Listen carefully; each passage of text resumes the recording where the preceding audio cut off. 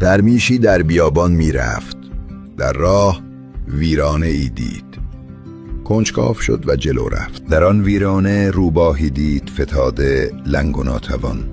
با خود گفت این حیوان بی دست و پا چگونه روزی خود را می یابد؟ در همین فکر بود که پرنده‌ای شکاری از راه رسید.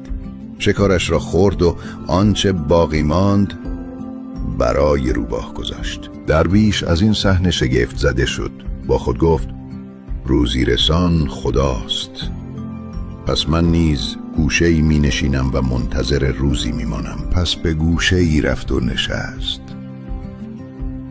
روزها گذشت اما خبری نشد.